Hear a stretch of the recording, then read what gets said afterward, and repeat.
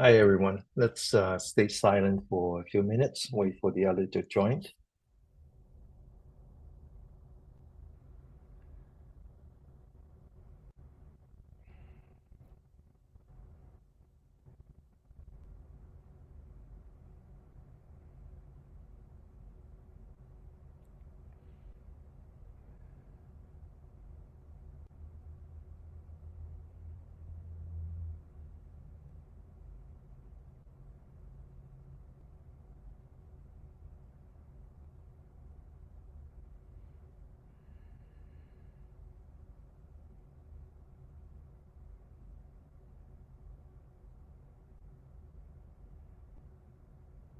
Welcome, everyone. Welcome, Venerable De Hong.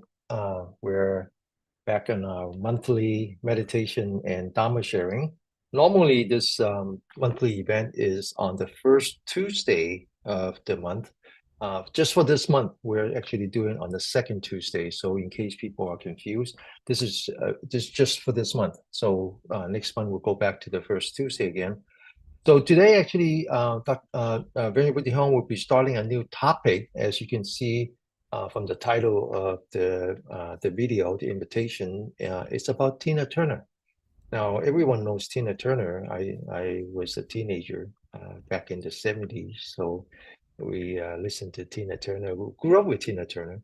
So it was quite a surprise to me that when Tina Turner passed away a little over a year ago, back in May 2023, it was revealed that she was actually a Buddhist, and she had written a book on her journey, her spiritual journey through Buddhism. So that was quite a discovery, and then Venerable Hong actually spent the last few months, maybe even up to 6 months, translating that book from English into Chinese and share it with our Cantonese-speaking Sangha. Uh, and when Venerable De Hong asked me after we finished the last topic, asked me what would be the next topic for the English session, I didn't have to think twice. I thought maybe we should start with Tina Turner and her life and her book. I think you would find that it's a really tremendous story. So with that, I will turn the table over to Venerable De Hong. Okay, thank you. Thank you, Danny. Good evening, everyone, wherever you are. So we will start with a talk, probably, hopefully, within 20-25 minutes about Tina Turner's book. Um, Give me 1 second. So, just a quick introduction of the couple pictures that I have. This is a group of men in Ironwood State Prison. This is in Blythe. I think is this are the guys in a yard called B Yard. Usually we have from 15 to 20 men coming to meditate with me. Um, if you look at I'm looking at my screen, the guy on my far right, he who was holding a roast. Just a quick thing because this person stood out to me when he first came in. He was very angry. He had an attitude, very sarcastic, and I could sense it too, and also felt it. So I kind of like tease him a little bit just to get him to be part of the group. And after 3 to 4 months, he was actually quite relaxed. He actually was quite happy to be there, and he got along with everyone, and he was actually teasing, playing, interacting pretty well with the rest of the group. And that is one thing that I like the men in this group to do. As you know, it's such a diversified group with different ethnicities, and it would be helpful and peaceful, and for the men to get along and to connect with each other. And that is usually what I try to do, and also I would say it out loud too. But so far this group works out pretty well. I should see them this coming Saturday because this coming weekend is the third weekend. Anyway, the book that I want to talk about tonight is the title Happiness Becomes You by Tina Turner. And she has other books, but this is the one that really got my attention. And it's about her spiritual journey, what got her into Buddhism and her Buddhist practice, and how she used Buddhism and the practices to overcome all the challenges that she faced in her life. A bit on her definition or her view of spirituality.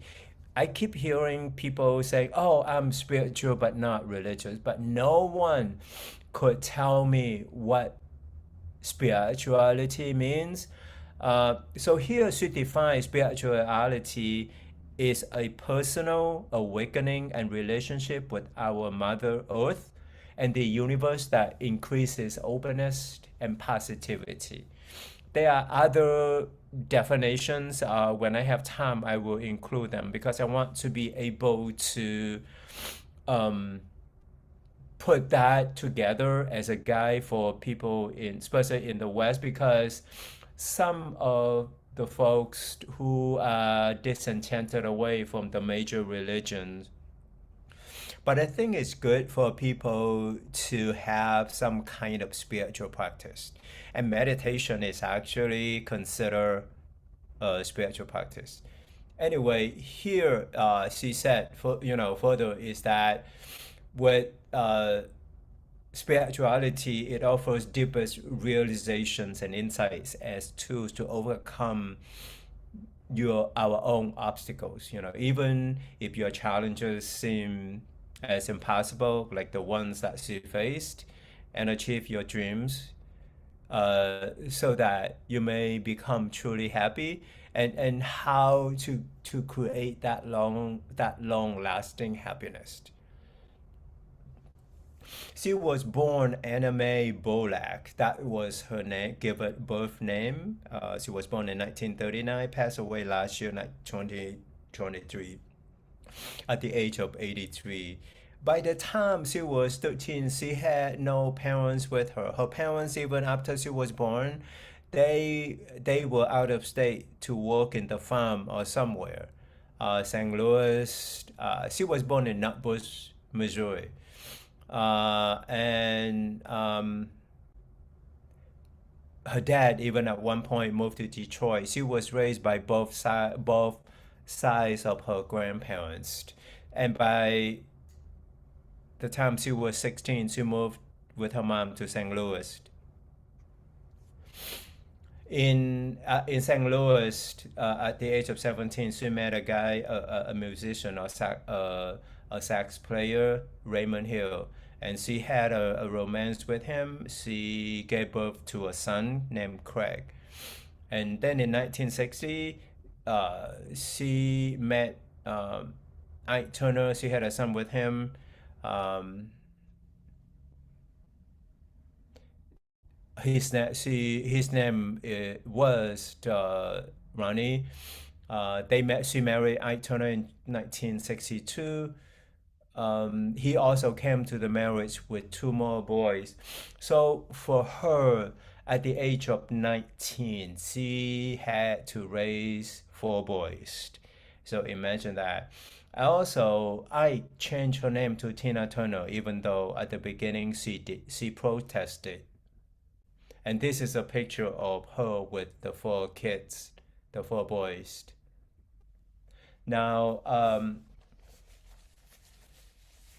the issue with her marriage, I think all Americans know, who follow her life, is that she suffered domestic violence.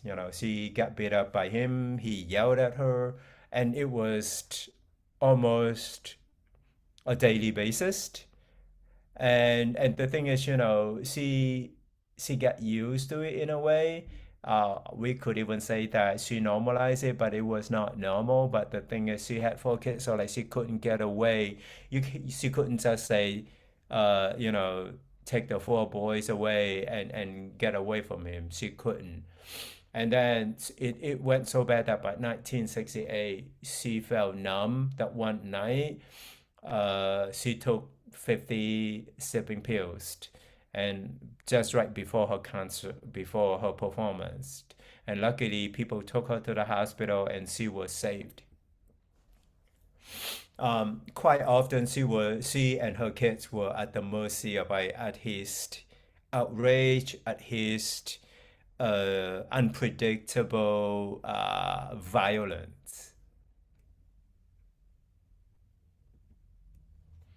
And here are the three sides. So she had to, but she couldn't just move or divorce him. No, she didn't have a choice.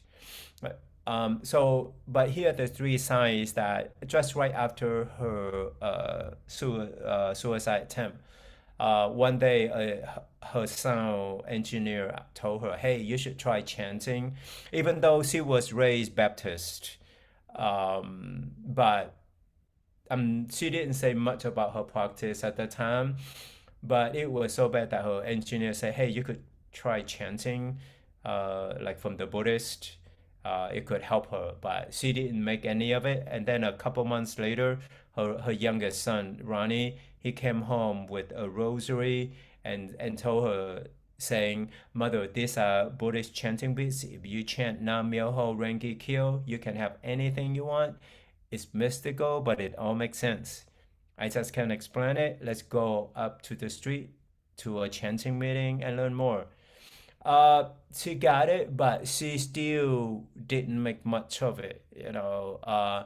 And then the third time, a few weeks later, I brought home a woman who was also a Buddhist, and then she, for some reason, she brought up that her practice was chanting.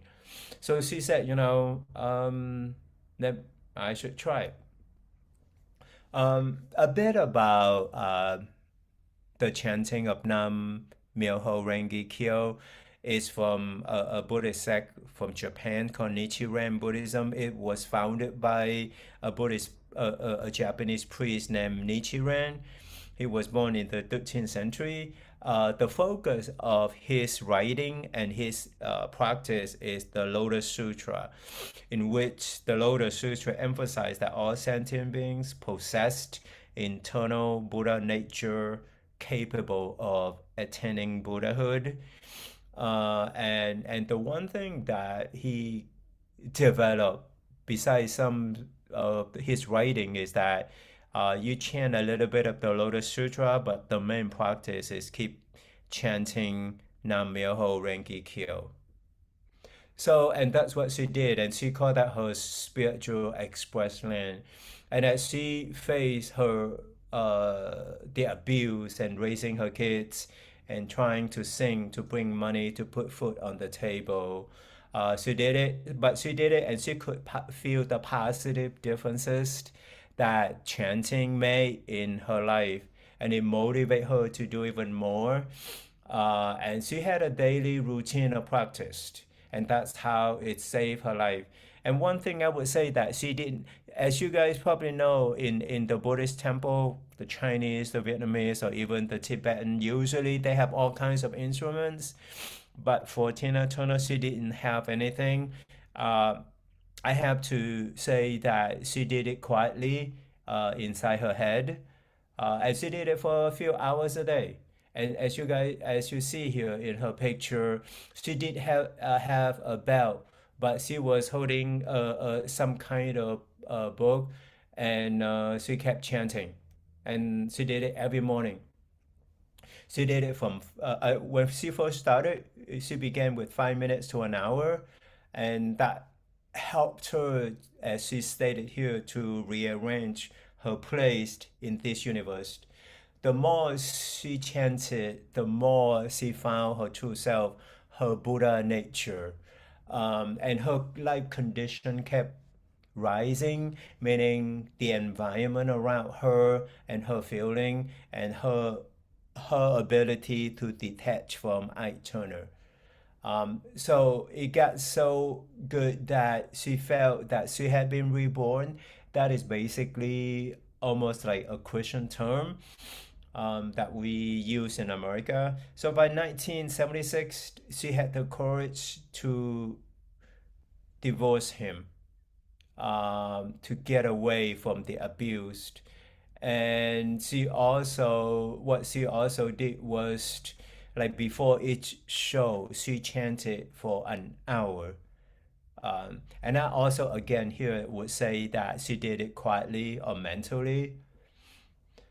And during her time, the chanting was quite popular among Hollywood heavyweights, musicians, especially African American musicians. There were tons of them that practiced Buddhism, that practiced the chanting. And here she said, why do millions of people chant to become the embodiment of happiness? And because all we have in common is the desire for lasting happiness. And this is another picture of her practicing chanting. So a little bit about her spiritual practice is that it's what bridged the gap for her. Her hard work, tenacity, and spiritual fortitude helped her to achieve her dreams. Before she learned about chanting, she already had work ethic and she was tenacious. But what she lacked was this spiritual fortitude. And faith in her understanding is an awareness of her true self, the understanding of the infinite dignity of the universe and the essence of our life, are the same. We can be grounded in the reality and still recognize the potential for happiness that exists within ourselves. Faith is cherishing and developing the potential of one's own precious life. So I just want to include a little bit of her study. Here she include the writing by Daisaku Ikeda. And actually, just I think I forgot to mention this. Nichiren eventually, there is a sect called Soga Gakkai that developed out of the Nichiren Buddhism sect. Here in this writing, Daisaku Ikeda described the 10 worlds or the 10 life conditions around us or that we face and how we deal with it. Let's say hell in his understanding means depression, helplessness. Hunger means craving, addiction. Animality, which is the animal realm, concerned with survival or living in fear of being preyed by uh, bigger animals. Anger, tranquility, uh, heaven. Tranquility here is a relaxation or calm state of mind. And heaven here is temporary happiness. And then there's this stage of this life condition of learning, realization, bodhisattva, and Buddhahood. What that means is that we could be in, let's say, in a state of anger because it's dominated by our ego, our pride, our jealousy. So like we need to recognize that. How do we work with that just so that we can overcome the anger in the state of, let's say, heaven? In in the Buddhist sense, it's a state of where we are of our human existence. We could be happy, but the happiness that we have usually is only temporary. And that's what you mean. But like, how do you make it last longer or how do you access it? That is her argument. Or actually, that is from Daisaku Ikeda. I suggest that you guys, I believe that his writings are available online. I didn't have time, I'm sorry, to Google and post it. Um, here's what she explained. The first six states are the lower path. It depends on the way that we react to external circumstances. Um, and any satisfaction that we gain is all temporary. The higher path are from 7 to 10, which require our conscious inner effort to manifest them. The gains that we make are long lasting. 7 and 8 give us some independence from the ups and downs of the lower path. 9 is the state of compassion, altruism, and aspiring to enlightenment while finding joy in helping others to do the same. 10 is the highest condition of life, is a state of total freedom, wholeness, and absolute happiness. And which, is called Buddhahood, is boundless compassion, infinite wisdom, and steadfast courage. At any given moment in our lives, we could experience any of these conditions. Um, if we experience one condition, the other 9 remain dormant. The thing is, for her external conditions haven't changed. Is that just that her life condition changed? Her condition changed because from her practice. And here she stated that our life condition can brighten or darken our feelings about the same circumstances. Let's say if we had a rough day, it could brighten or darken our mood. So it's how we react to it. But to her, with hope, anything can become a source of joy. Uh, is our human this is our human superpower, our ability to change poison into medicine. She discussed a bit of karma. Also, is her understanding. Karma is basically the sum of our actions, thoughts, words, and deeds. It determines our dominant life condition, how the way we think, the way that we do, the way that we speak affects everything, next. Um, Again, to how do you, she also discussed in the book that how do you escape uh, your negative karma, right? And she used the example by Neil deGrasse Tyson, is to basically gravity is similar to karma is similar to gravity, and to escape gravity we have to move or travel at the speed much higher than the speed that is known as the escape velocity. Um, so that means that we have to do so much goodness in order for us to achieve that karmic escape velocity. And as you guys know, she survived her divorce. Even after her divorce, he was also going after her. But through her practice, through her resilience, she was able to succeed and became an international star. And further, she discussed 9 levels of consciousness, our sense of, our 5 senses, eyes, ears, right, nose, smell, taste. And then the 6th level of consciousness is the one that integrate the 5 senses. The 7 is the thinking mind. The 8 is the what she called the storehouse. That because it receives the result of our thoughts, words, and action, and that's how it influences our destiny. And this is not her writing. This is from one of the writing from Nichiren in Nichiren Buddhism. And here in Nichiren Buddhism, it talked about it. They talk about the 9 level of consciousness, which is the Buddhahood, the Buddha nature self. And that's from the practice of chanting, that's how we can tap into this pure Buddha nature consciousness. The other thing that she also used is that when we get upset, it's so easy for us to blame others, but imagine um, a glass of water with sediments and a spoon. If we stir the spoon,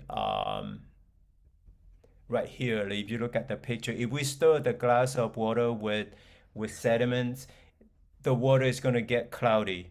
But in a glass of water without sediments, no matter how much you stir it, the water is still clear. And going back to this slide here, she said, the the the sediment that clouded the water is the anger, the issue that we have. Think of the unprocessed traumas that we have, that we can react negatively to anything that triggers us. The key is to learn how to remove the sediment, the anger, how to process the trauma. Once you remove the sediment, no matter how people try to attempt to provoke you, you will not, it will not affect your mind. You will not fall for it. And that's her point. The other thing that she said is the chant practice of chanting, that can when we do chanting, it actually slow our mind down, and our brain is actually also slow our brain waves down to between 7 uh, to 8 hertz, which is actually the the waves of the earth. And according to her, it's not a coincidence. Here I'm showing the graph of the different types of brain waves in a 1 second period. In the gamma rays, when we're thinking, you see that there are so many brain waves when we are thinking, learning. And then if you go down to the theta, where when you practice deep meditation and chanting, our brain waves is down to 4 to 8 hertz.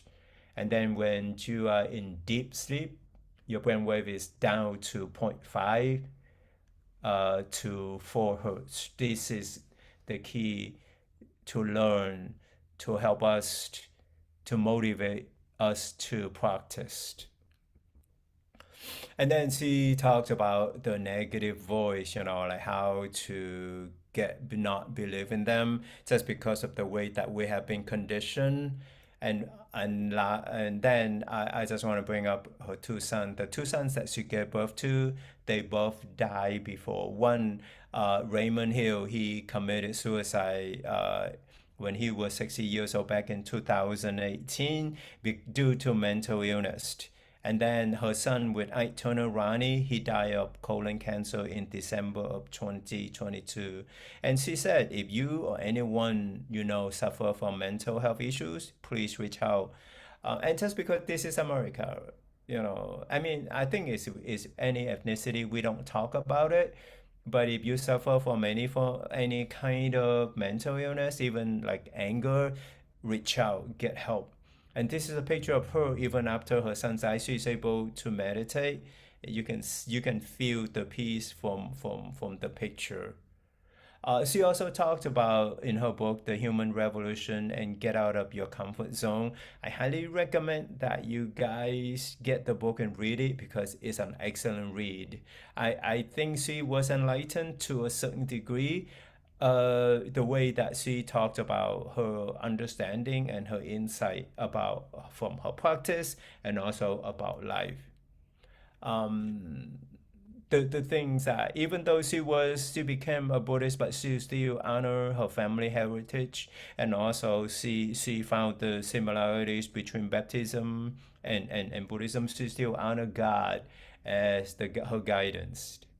I include the prayer that she wrote, and then also her wish You guys can go through this. I don't have to read it, but just because in the interest of time, okay? I hope I'm not rushing. I'm sorry, I do. But I think it's important that you guys get the book and read it and get a feel of how her practice can help you. It definitely helped me. I also use this book in the women's prison, and they love it. I include a video of her peace mantra with kids. It's an excellent uh, video. Listen to it. The other correction I like to do is that in the prior 2 months, when I talked about compassion practice, is about one's ability to be present and deal with stress. I didn't make the correction because it was the from the previous months. It was written for the loving kindness practice. I apologized. Okay, so tonight we'll continue with the compassion practice. Thing. Okay, let's get started.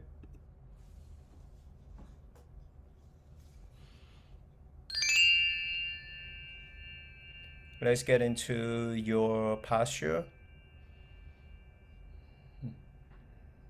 and take some deep breaths.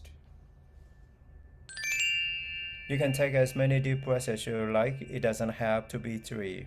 And breathe in through your nose, breathe out through your mouth.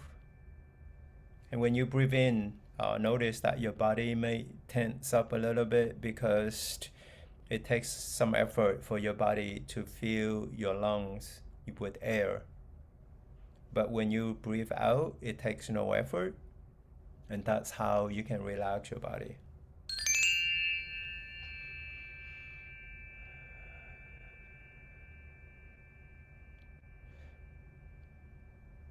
Let go of your thoughts, fear, worry, put aside your planning. Let go of your guard or drop your guard. You can be alert, but you don't have to be in hyper-vigilant mode. Allow yourself to be open, to be honest with yourself as you prepare to sit for the next few minutes. Once you're done, then breathe normally through your nose. Start with a smile. Notice how you feel when you smile and how that feeling affects your body, meaning how the feeling gives rise to the physiological sensations in the body.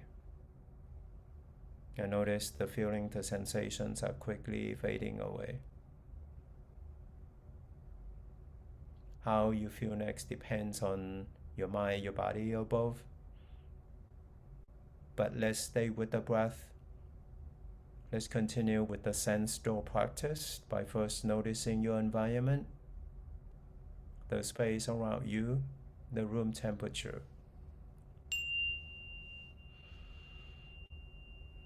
Let's check in with your mind, see how busy it is and restless perhaps, wandering around. Know that when you're not mindful, your mind affects your feeling, your emotion, your mood, your attitude, and all aspects of your life. And that's how the mind is. Notice your sense of hearing.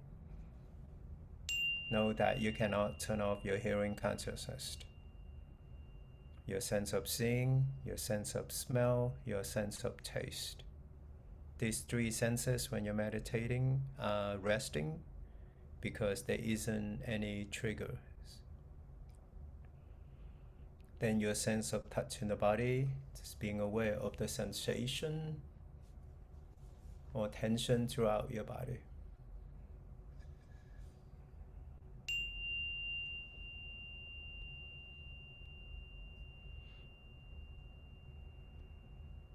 The sensual practice helps you to stay grounded and centered no matter where you are at any given moment in any posture, so you don't get distracted easily or feel overwhelmed when you're being triggered.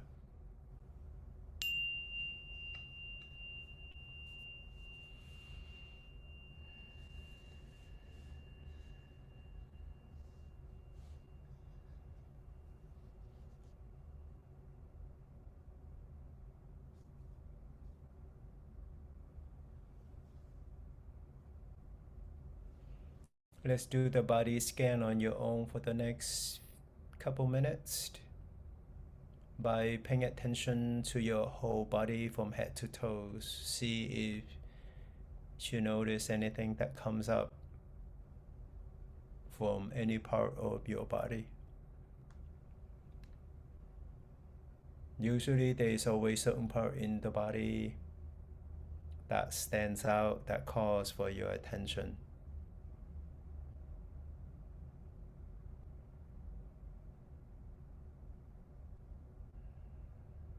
Perhaps your forehead or any tightness in your chest area, the movements in your tummy, your neck and shoulders, your lower back, your hips, your knees, your feet.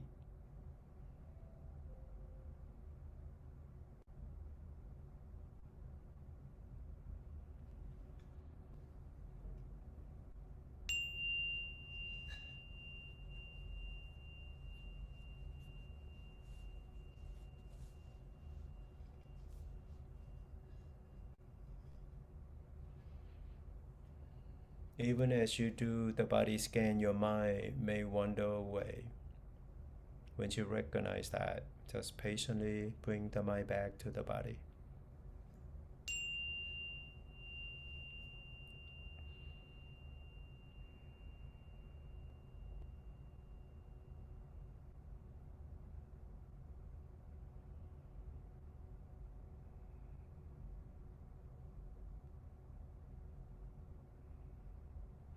Once you're done, then let's cultivate concentration by bringing your attention to your breath. Concentration means that your focus is your breath, the in-breath and the out-breath. And ignore thoughts from your conscious mind or noise in your surrounding. Your focus is the breath. And smile to make it interesting for your mind to be with the breath.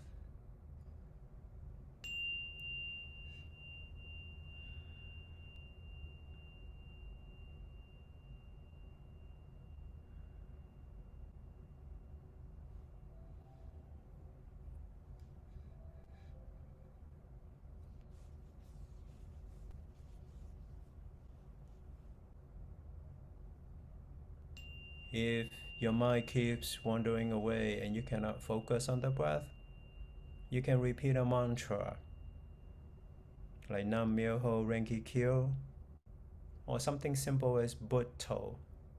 As you breathe in, you quietly say But. When you breathe out, you quietly say To, Butto. That's what they use in the Theravada tradition. Or you can just say Buddha. But as you breathe in, Dar as you breathe out. Whatever that works for you. Or you can even say when you breathe in, happiness. When you breathe out, stressed. Something practical, something that helps you to be mindful and to maintain positive state of mind.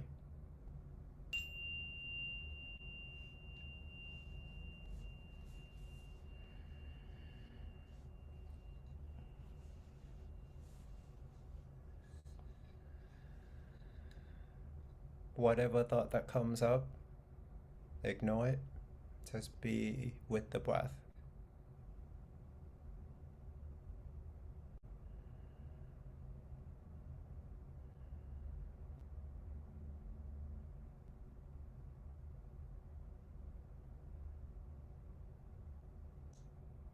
Any chattering that you noticed, ignore it and silence it.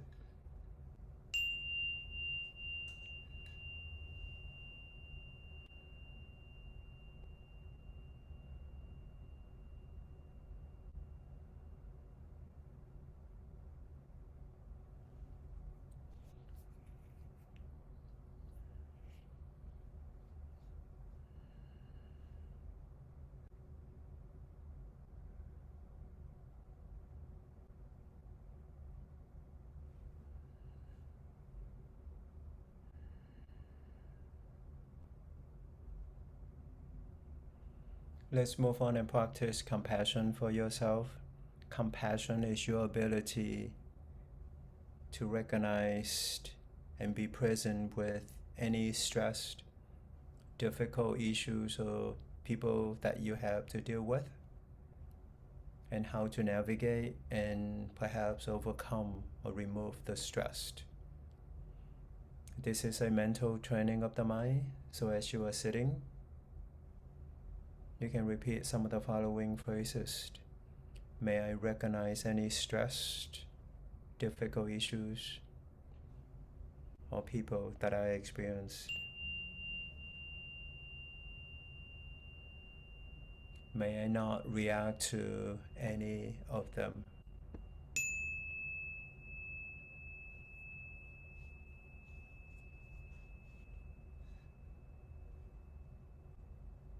May I not say or do anything to harm myself and others. May I love myself unconditionally. May I be calm and peaceful. So keep repeating these phrases to cultivate a sense of compassion for yourself.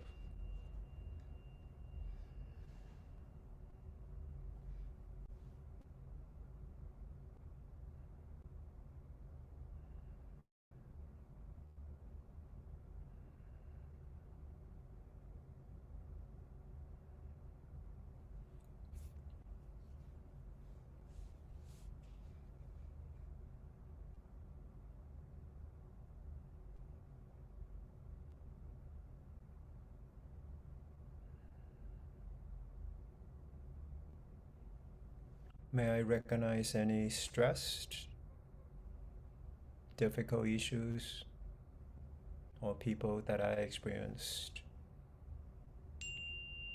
May I not react to any of them. May I not say or do anything to harm myself and others.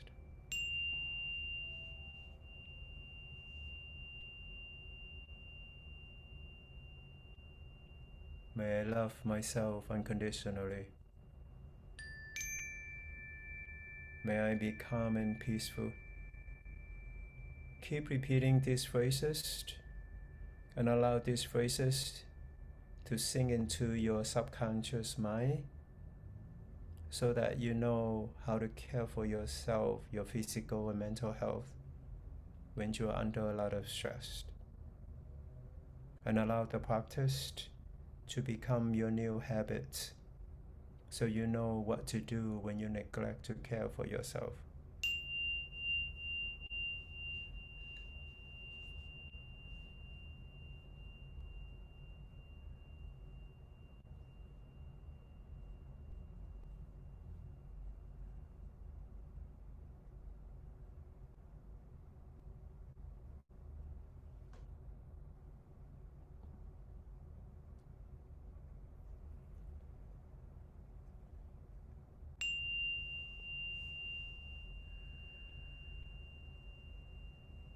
Just allow your heart to be open, to be filled with boundless, infinite love without condition, without any requirement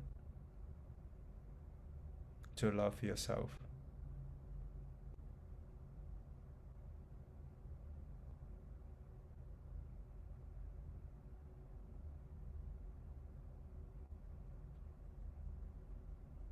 Let's sit in silence for the next few minutes. continue to practice compassion for yourself.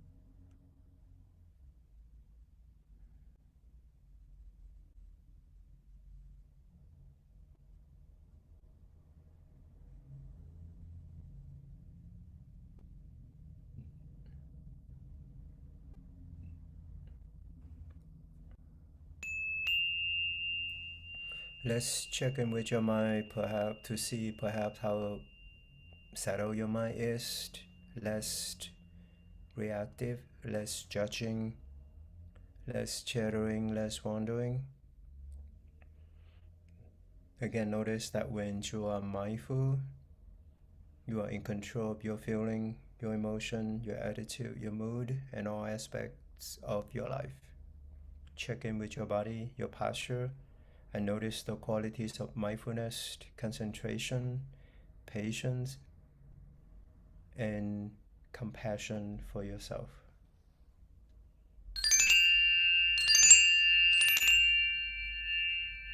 With that, I hand it over to Danny.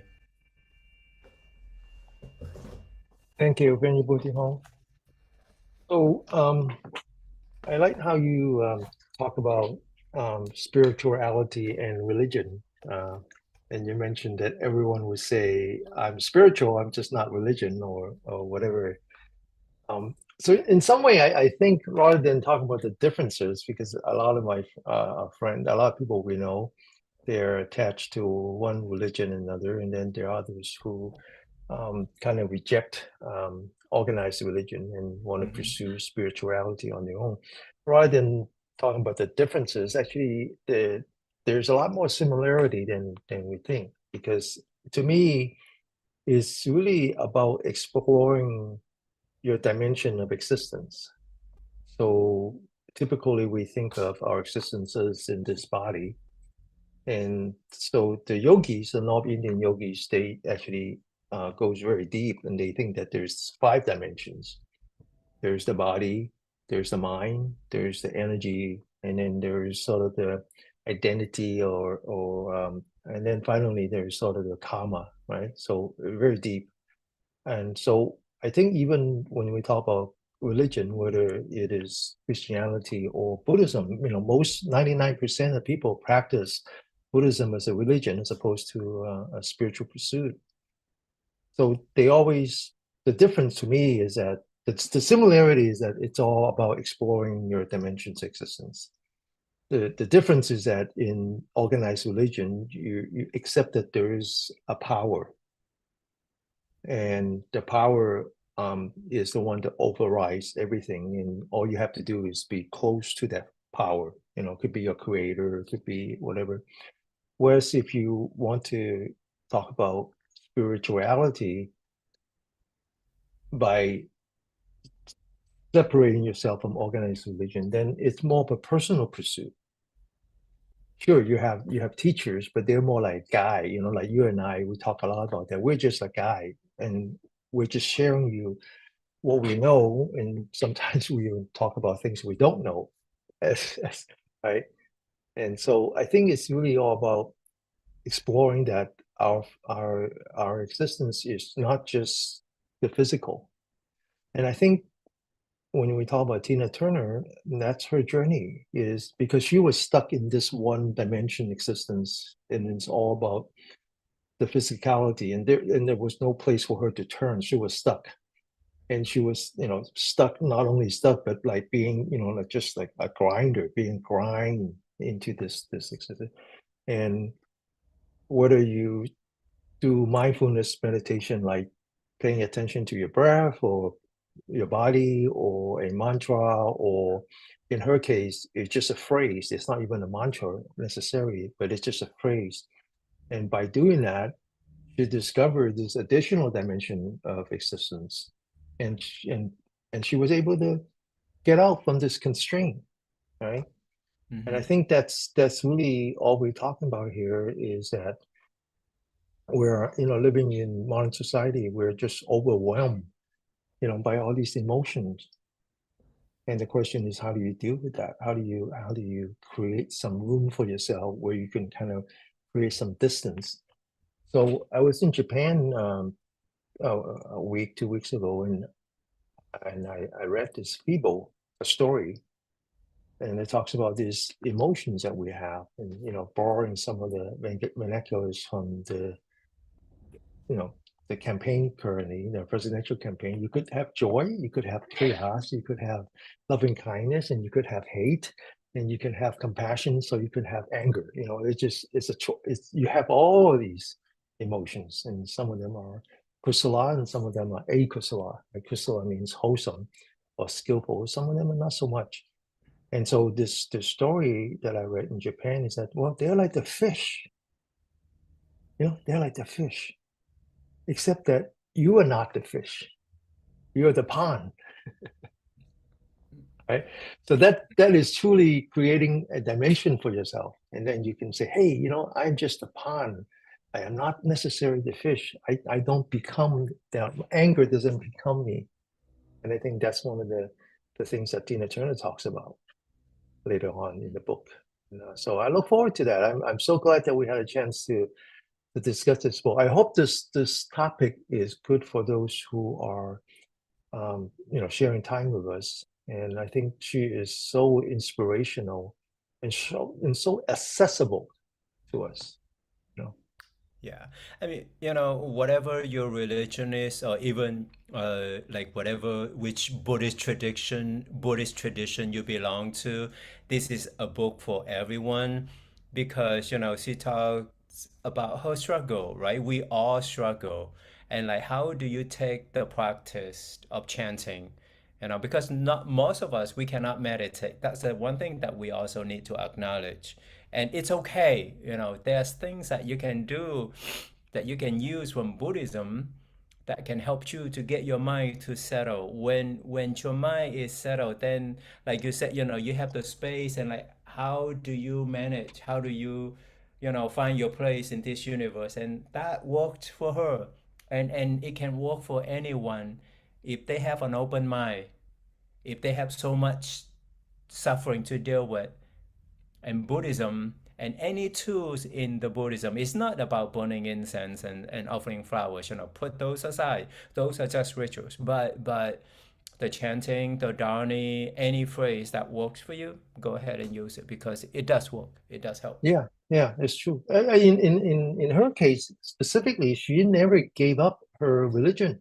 She never Yeah. said that, oh, I'm no longer a Baptist. She No. never said that. She Correct. continued, she could be both. Yeah. She, Yeah. in fact, if anything, the meditation, the chanting, gets her closer to her creator, Yeah. Yeah. She still because honor. she's She still a, honor God to the end of her life. Yeah. I actually, there's a monastery, not too far from where we are, just maybe 10 minutes from the San Francisco airport. That's a monastery, a abbey, basically, for Catholic, priests and nuns. And that place is famous because the priest actually is also ordained as a Buddhist monk. Mm-hmm. Actually ordained as a Buddhist monk from Japan. Yeah. And there's actually inside the abbey, there's a place for them to meditate. A couple of years back before the pandemic, we actually rented the place for 3 days Mm-hmm. to allow us to have a retreat. Mm-hmm. And they talk a great deal about why they would practice the Zen Buddhism, because they want to be closer to God. Yeah. Mm-hmm. Yeah. Yeah. Well, I That's look forward to. Thank you so much. I look forward to more. So, let me check. So next Tuesday, if I'm not mistaken, would September be 3rd. September. 3rd. Correct. September 3rd, the day after Labor Day. Mm-hmm. Okay. All right. Thank you so much. Let me turn off the outside. And if anyone outside, whether you're on Facebook, YouTube, or any other platform, you have questions, feel free to put them in the comment and we'll answer them next time.